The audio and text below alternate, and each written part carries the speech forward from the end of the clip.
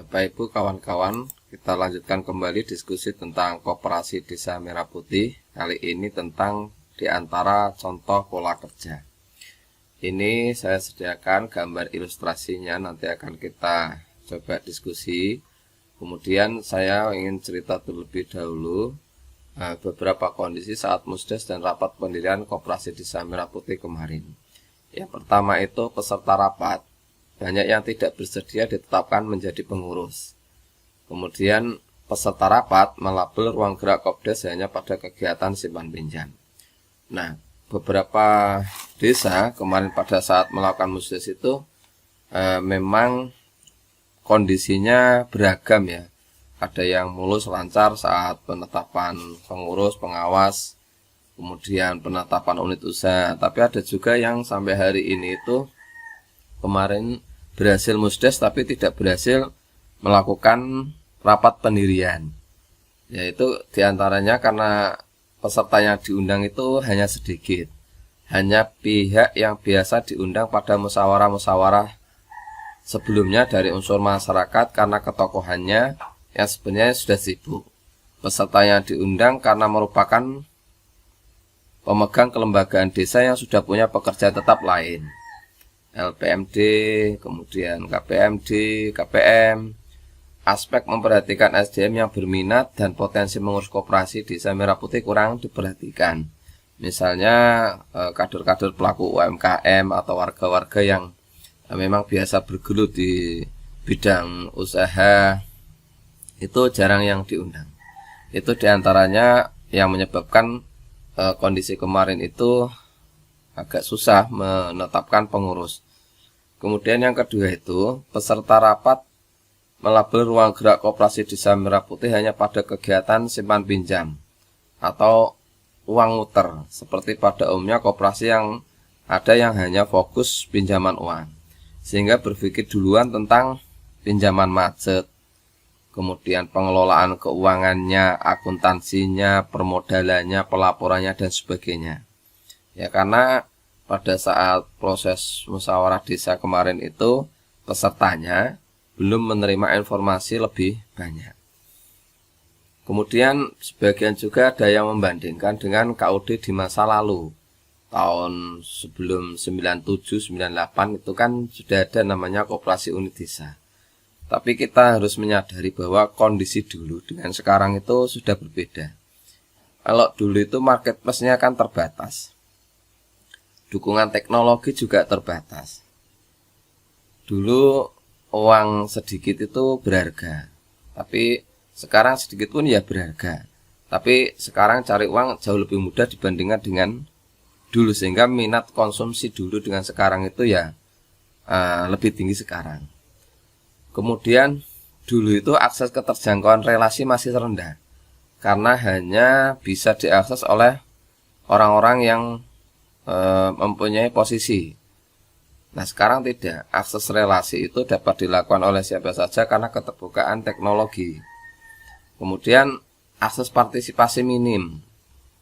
Nah, kita tahu dulu itu yang diajak untuk merumuskan kebijakan itu ya hanya beberapa orang atau sebagian kecil orang yang sangat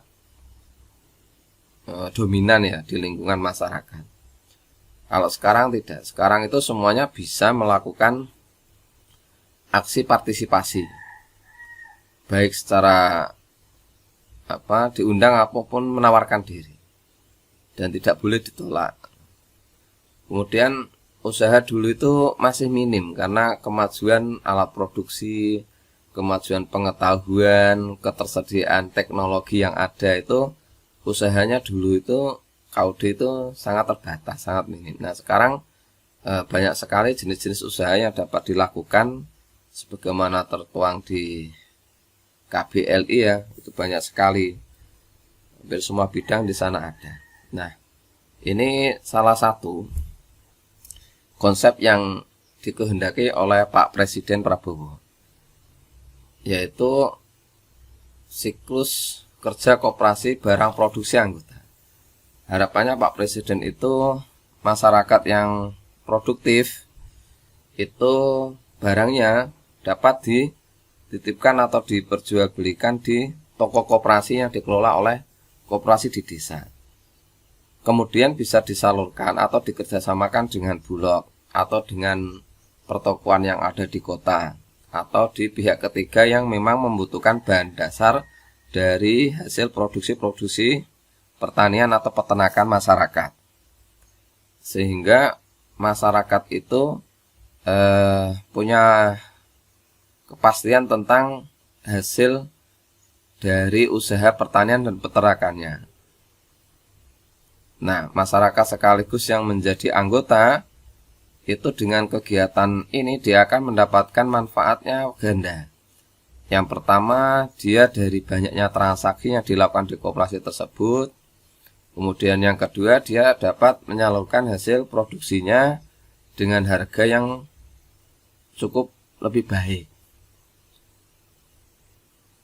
Hasil pertanian, hasil peternakan, dan itu bisa saja diperdagang belikan di sektor masyarakat setempat sendiri. Karena tidak semua desa di negara kita itu memiliki pasar. Ada yang jauh sekali, kalau mau ke pasar itu butuh beberapa jam. Nah, bisa juga koperasi ini mengakomodir dengan gudang logistiknya dalam satu tempo membawa barang komoditas hasil pertanian peternakan masyarakat ke pasar-pasar yang ada di kota, ke pasar-pasar yang tersedia.